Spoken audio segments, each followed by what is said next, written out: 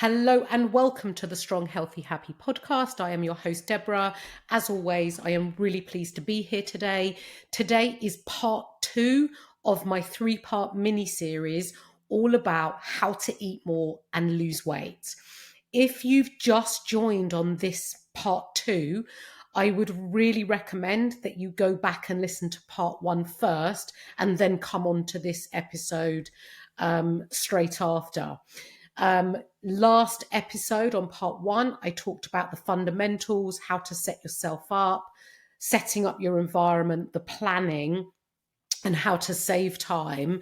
And today I'm going to be talking more about understanding how to create a balanced meal and what components, what different foods should make up your plate and how your plate should look. Now, I'm going to jump straight into the episode, but before I do, I want to say how important it is for me to make my podcast episodes as easy to understand as possible in a way that you are able to get some really useful tips, even if it's just one take-home tip as a result of listening to my podcast episodes, and that you can apply to yourself and your life straight away, or with some thought you are able to apply.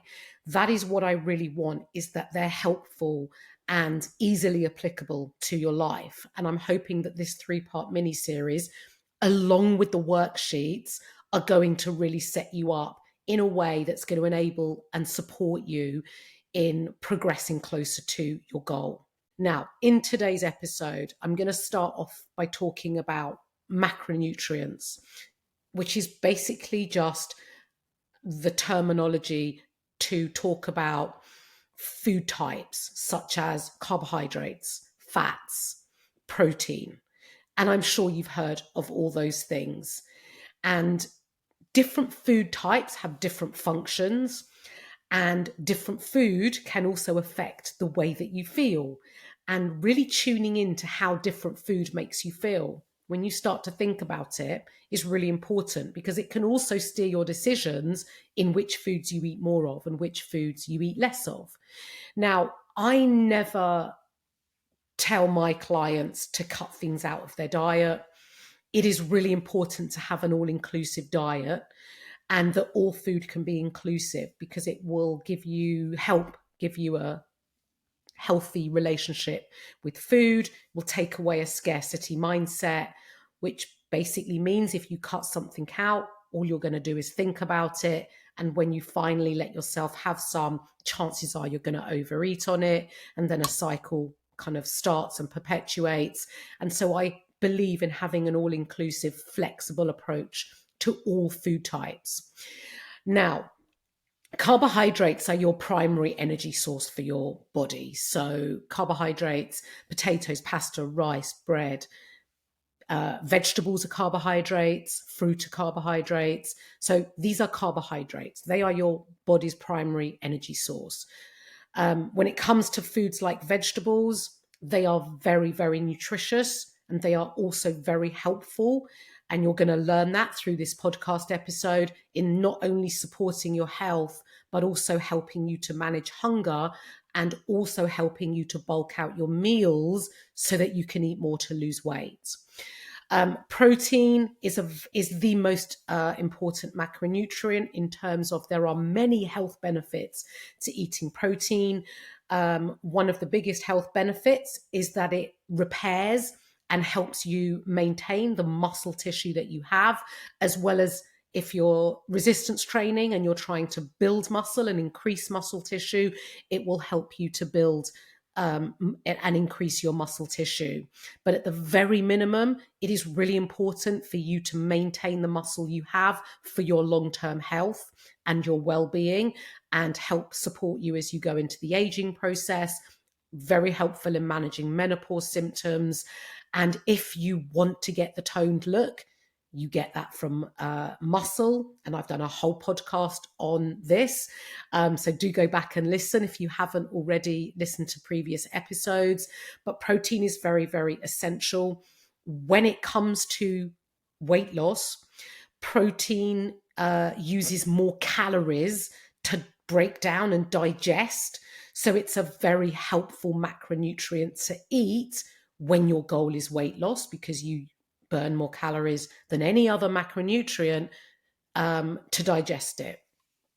Protein also keeps you fuller for much longer. So it's very helpful when it comes to managing hunger and regulating your appetite.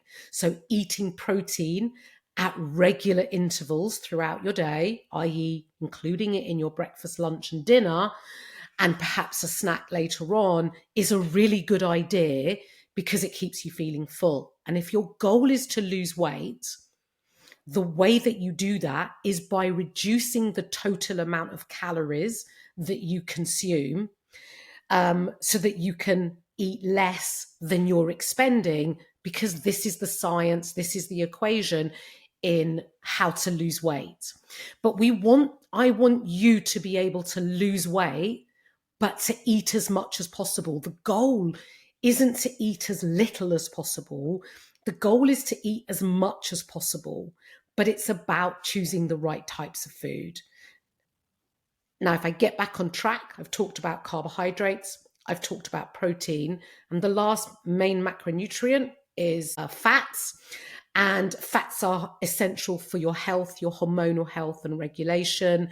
And fats also help increase your feeling of fullness and satisfaction. And fats are very important for your health, but they're often the first thing to be cut out when you want to lose weight. And yes, you want to reduce your calorie intake. And of your three macronutrients, carbs, protein, and fats, fats have the highest calorie value per gram. So 1 gram of fats is 9 calories, compared to protein and carbohydrates, which are only 4 calories per 1 gram. So yes, you want to reduce the amount of fats because they come at a higher calorie cost, but you still need to include some fats in your diet, ideally healthy fats, such as, your healthy foods like avocado, nuts and seeds, those types of foods, where you have healthy fats, but you also want to moderate the amount of fats that you have, because they come in at a higher calorie cost. But for hormonal health and regulation, you don't want to eliminate them. And this is where I'm going to be talking more about how and what macronutrients make up the food on your plate. Now, although it's not a macronutrient because it does come under the carbohydrate umbrella, but it would be really remiss of me not to talk about the importance of fiber. And fiber in your diet, again, is very important for your health, your digestion, and also for keeping you feeling full, which is really important if you're losing weight and you're eating in a calorie deficit, because you want to be able to manage your hunger and minimize the feelings of hunger because you're in a calorie deficit. And experiencing some hunger is not unusual when you're in a calorie deficit, because you're eating less calories than your body requires. And fiber is really helpful. And fiber comes from your vegetables and your fruit. And fiber contains lots of micronutrients, which are essential for the body and benefit your health, as well as the feelings of fullness. And your vegetables, which I'm going to come on to in more detail, are what you need to create more bang for your buck when it comes to eating more. Now, how to create a balanced meal with those macronutrients. Now, if you think about, and I like to ask a question because I like to get you thinking, because it's not just about me saying, do this, do that, recommend this, try not to do that. Yes, I'm going to do that because that's what you're listening to me for, hopefully. But I also want to get you thinking and a bit more interactive with my podcasts so that you can really start thinking about what you're currently doing, because it will enable you to kind of have those moments where trigger moments where you think, oh, wow, like a light bulb moment where you think, oh yeah, that makes sense what Deborah's saying. Yeah, I can easily do that to what I'm doing. My goal isn't to change completely what you're doing. My goal is to make you think and apply some of my tips, if not all of them, but in a way, I want you to apply them to the food that you're already eating, because the food you're already eating is the food that you enjoy. That's why you're eating it. I don't want to change what you're eating. I don't give any of my clients meal plans, because each of my clients has their own food preferences. And my goal as their coach is to look at the diet they have and recommend and teach them how to make the changes to the diet they have to enable them to achieve their goal. And through this podcast, although you don't have me as your coach, I'm going to give you some helpful tips that you can hopefully apply to the diet that you have, and give you those light bulb moments where you think, yeah, that's easy for me to do. That's the goal of my podcast and of this mini series that I'm doing. So I've completely digressed from me asking you the question, but here is the question. Let's take an evening meal, because an evening meal is usually, not necessarily, but usually when you tend to have your bigger meal, right? And if you think about your evening meal, or perhaps a Sunday roast, if you think about your plate and you visualize your plate with all the food dished up and on your plate, what does your plate look like? What takes up the most space on your plate? Is it the carbohydrates, i.e., say, for example, the potatoes? Is it the vegetables? Is it the protein, the meat or plant-based alternative? Are you using oil to cook? Are you using fats? Perhaps you have a Yorkshire pudding. What takes up the most space on your plate? Think about it. What takes up the most space on your plate? Because if your goal is weight loss, fat loss, because weight is your total body weight, which consists of everything in your body: organs, bone, muscle, fat, all of those things. But you want to lose body fat.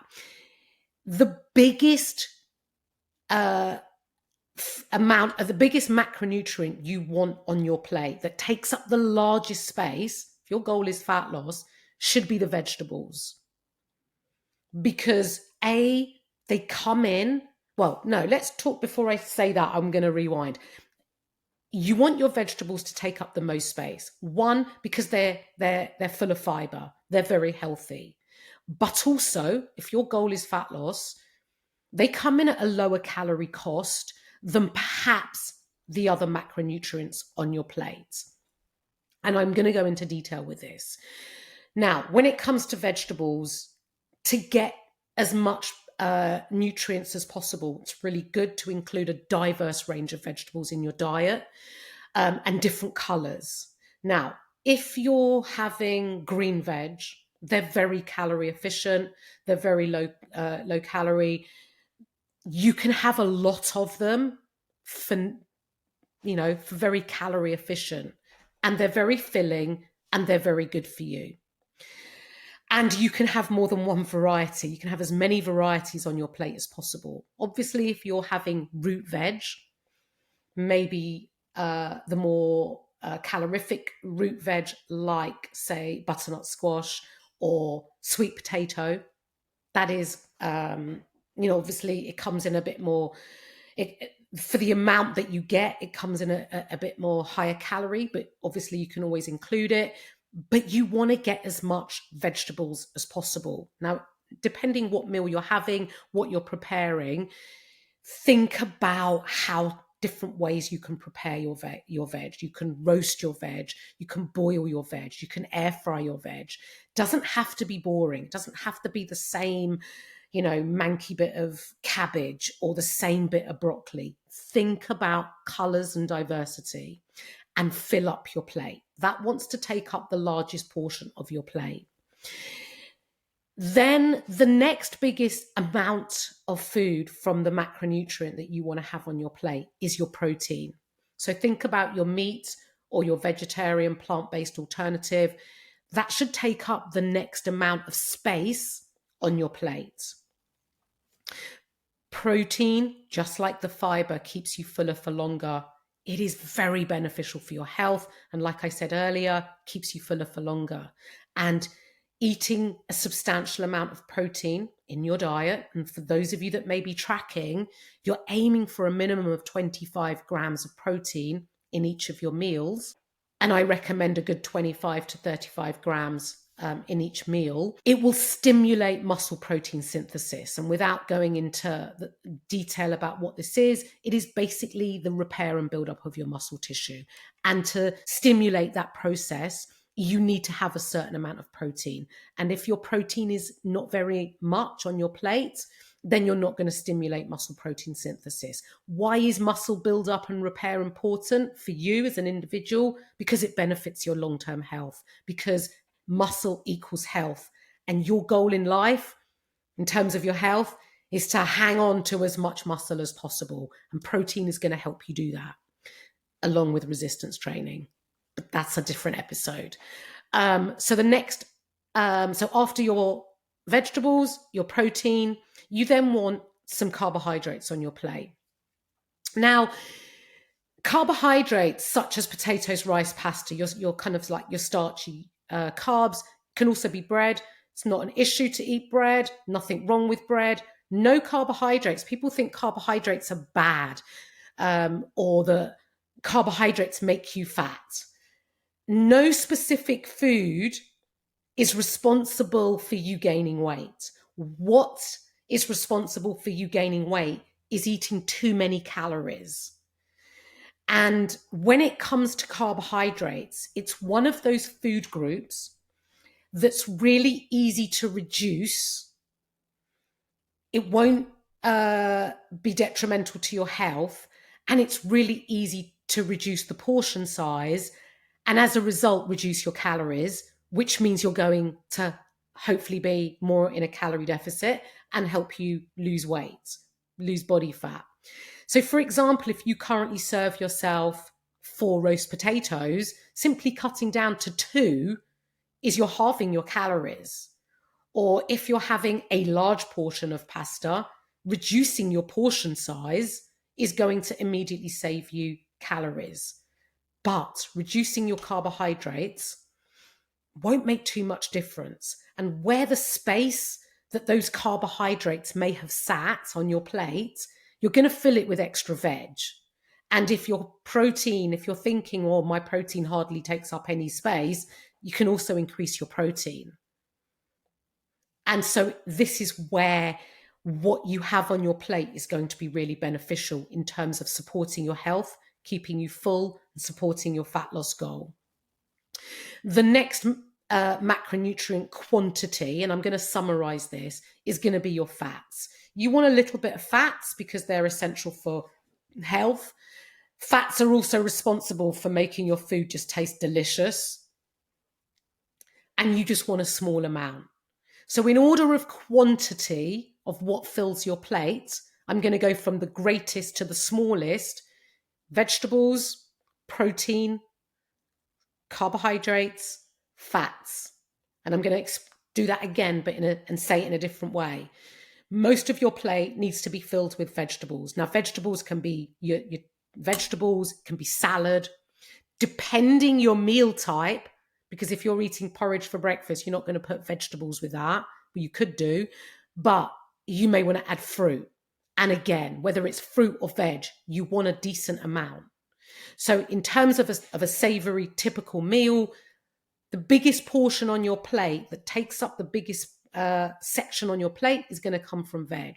Then it's protein, some carbohydrates, and a small amount of fats. So think about your plate and how it currently looks and what tweaks you can make to it in order to not reduce the amount of food on your plate, but where you're going to change your portion size of each of those macronutrients. Because if fats, or you're cooking with a lot of oil, you can reduce that and start to take a bit more control of the amount of oil that you're using. There are also, and I'm going to come on to this, some simple swaps where you can reduce the amount of oil you're having, use it in a more measured amount, but then you can also use 1 calorie spray. And I want to just give an example to like a breakfast slash brunch meal. It's a favorite. I do enjoy it myself, and that is your avocado poached eggs on toast. If you look at, say, if you're not making your own and you go to a cafe and you have avocado poached egg on toast, most often the amount of avocado, they're using like a whole avocado. And yes, avocado is a healthy fat. Yes, avocado is delicious and it's nutritious, but it's the quantity that you need to keep an eye on because it comes in at a high calorie cost for the amount that you get. So be really mindful of how much fats you're having. If you like nuts and you snack on nuts, or you sprinkle seeds onto the top of salads or breakfast cereals or porridge oats, think about the quantity. Know and look at your nutrition labels so you know how many calories you get in a portion. Because although they're healthy fats, they do come in, like I say, at a higher calorie cost. And it's the same for foods like peanut butter. Yes, you can eat it. Yes, you know, they're healthy, but you do have to look at your portion size, because this is where people slip up, is they think, oh, it's healthy. Avocados, healthy. Nuts, healthy. But if you eat too many of them, you're going to be consuming too many calories. And if you think about a handful of nuts, in terms of volume, it's not very much. So it might be that you add some nuts or a smaller quantity of nuts, but you sprinkle it onto fruit and have it with a serving of protein, like Greek yogurt, for example. And if your goal is weight loss, maybe a fat-free version. And instead of having just a small handful of nuts, you've now got yogurt. You've got some maybe berries thrown on top, and a sprinkling of crushed nuts that may only be a few nuts, but because you've crushed and sprinkled, they've gone a lot further. And in terms of calories, you've got a lot more food to now eat, but it takes up a lot more volume. And this is where bang for your buck comes in. And I'm going to talk more about that now that I've talked about how to create a balanced meal and what macronutrients take up what space on your plate. Think about, obviously, now how you can make those tweaks to when you're serving up your own meal. And if we take it, before I move on to bang for your buck, if we take it away, I gave the brunch description, but also say you have a family meal, it's a spag bowl. The bolognese is your protein. You can add veg to your bolognese as well to bump it up with more veg. You could also serve your bolognese with a side salad so that, again, it takes up more space on your plate. And when it comes to the spaghetti, you can serve a smaller portion because you've now got salad and maybe a little bit more bolognese, and you've managed the fats that you've used to cook that bolognese. So this is how you tweak the macros and the quantities of each of those macros to serve up in your meals. Now, bang for your buck ties into what I've talked about. The idea is that you're eating as much as possible for as calorie efficient as possible. And I like to compare calories to like a financial budget because they're very similar. And if I said to you, you've got £5 a day to spend on food, you can think to yourself, oh, how am I going to, no, let's make that £5, £10 because it's a bit more realistic, right? If you've got £10, you can see I don't script my podcast, right? Otherwise I wouldn't make these mistakes. Right. Okay. It's crack on, Debra. You have £10 a day to spend on food for your 3 meals, snacks, drinks, whatever it is that you're going to eat in the day. You can spend your £10 however you want. Now you might think, I'm going to buy smoked salmon, love smoked salmon. Now smoked salmon's expensive. It's going to cut into your £10 and not leave you very much change to then spend on the other foods. And your calorie budget is exactly the same. You can spend it on higher calorie food, but it's not going to leave you very many calories to spend on the other meals in your day. Now, you may not be tracking calories. You may not have a clue how many calories you're eating a day, right? And now, and when I coach, not all my clients track calories. Some of my clients, we don't use tracking. Obviously, they have me to steer and direct them and help them reduce their calorie intake. But you just making simple changes that you're learning through this podcast will help you reduce your calories, because that's the goal. And when it comes to managing your calories, like a financial budget, you've got to look to make cost savings and spend your calories in the most efficient way as possible. Can you eat cake? Yes, you can. But will it leave you very many calories left? Will it give you the nutrition you need? Will it manage your hunger? If you have too much cake and it leaves you not many calories for veg and your protein source, it's not very sensible. But can you have cake? Yeah, you can. Just might need to have a smaller amount. So when it comes to bang for your buck, you want to spend your calories in the most efficient way possible. And vegetables don't cost very many calories, and you can have a shit ton of them. So that is how you bulk up your meals. That is how you fill up your plate, is whatever you reduce your carbs, you fill it with veg. If you're having a breakfast and you may be adding fruit, think about your more calorie efficient fruit. Berries and frozen berries are a really great idea because they don't go bad. You've got them in the freezer. You've always got them. Blueberries, raspberries, strawberries, they come in at a great calorie cost, and you can have a load of them. So a small bowl of cereal or a small bowl of porridge all of a sudden becomes this bigger bowl because you've added loads more fruit.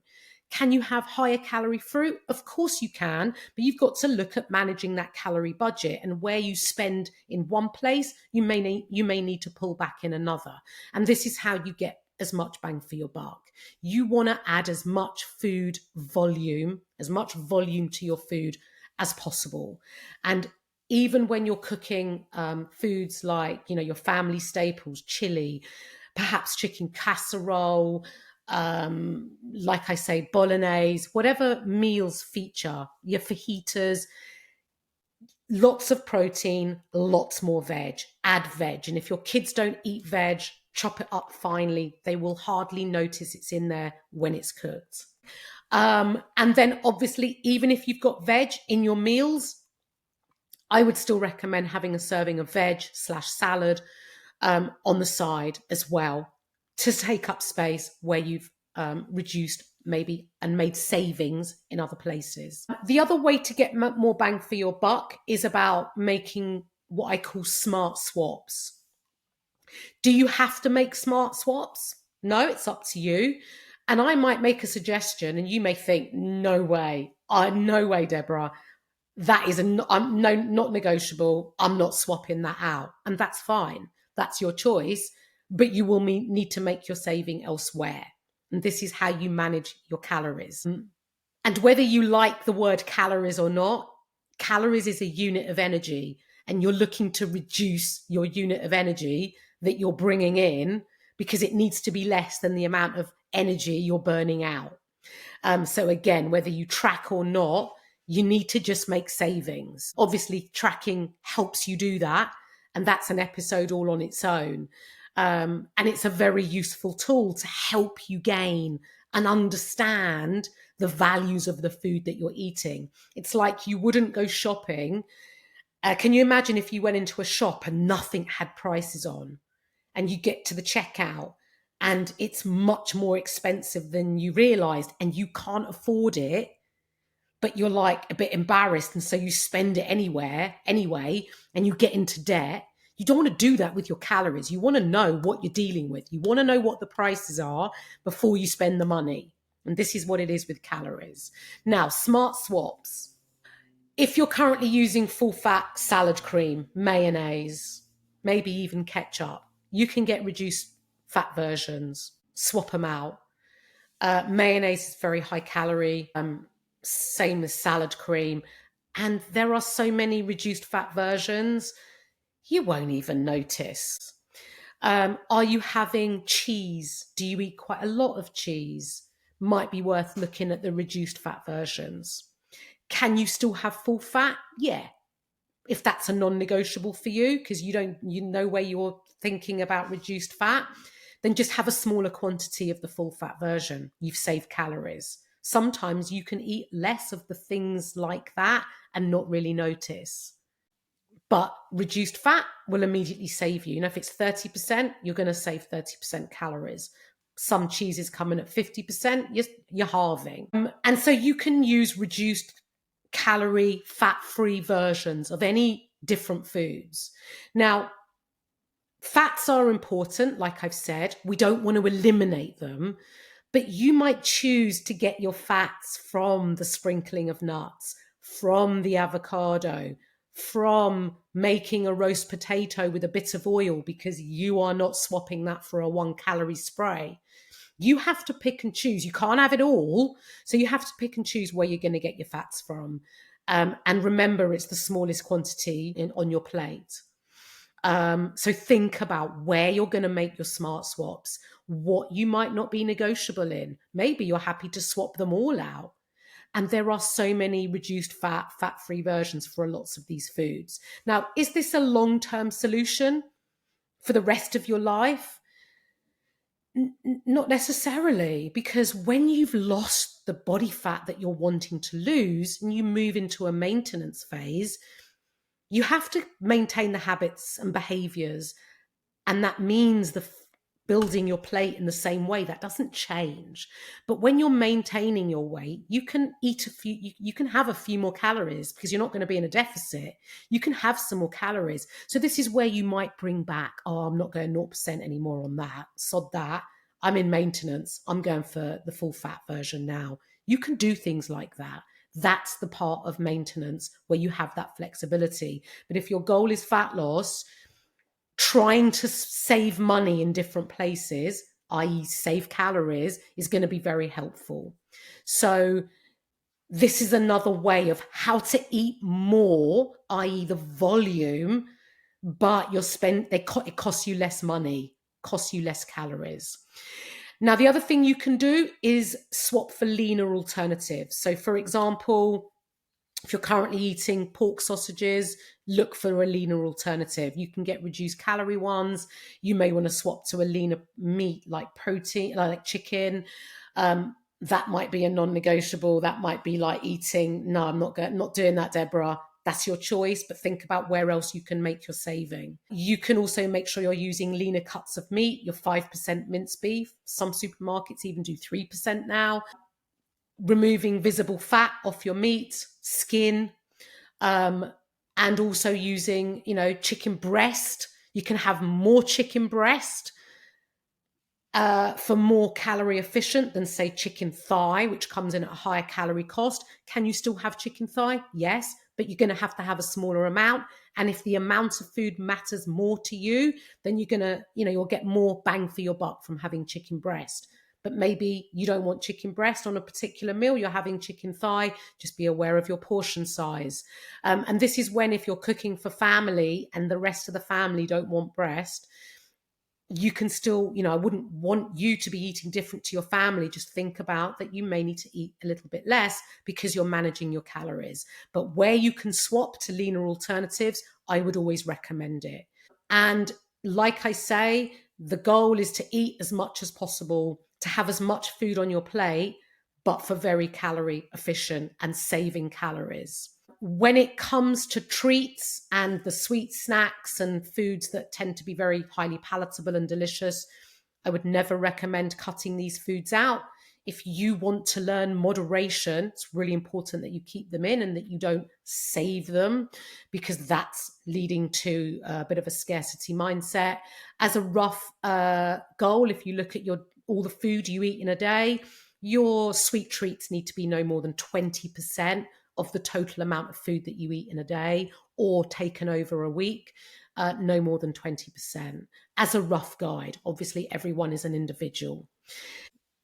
In this episode, I'm going to summarize here because it's been longer than I had anticipated. In part 2, we have talked about understanding your macros, how to create a balanced meal, the portions of the different macros on your plate, how to get as much bang for your buck, food volume, how to save calories, how to manage your calorie budget and how to reduce the amount of calories you're eating whilst not reducing the amount of food.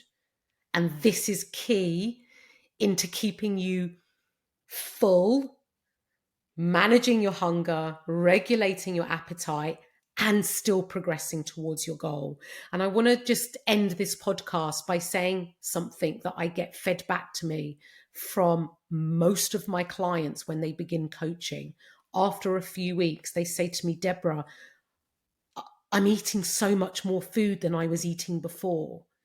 And it's because their food volume and the quality of the food that they're eating has now improved.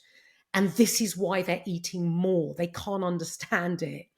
And what they're eating less of is those low volume, higher calorie foods that didn't keep them full, that didn't give them much nutrition, and was taking up way more than the 20% of their day or their week than it should have done. And this is why they weren't managing the calories that they ate. The food volume was low. I want you to eat lots, but for less calories. And that's the goal of this mini series. Now, in part 3, I'm going to be talking more about recognizing fullness and hunger, how to eat mindfully, and everything associated with that. In my show notes, if you're still with me, I hope you are, in my show notes is a worksheet to help you take on board what I've been talking about in this episode and apply it to your current diet, make the changes to support you. If you think you would benefit from coaching and you want to find out more, do reach out. Or if you have any questions, please reach out. I love hearing from you guys. I love it because it makes me realize that I'm not talking to myself. So please do look in the show notes for all my contact details. Follow me on social media. Have a great rest of your day, and I'll see you on part 3.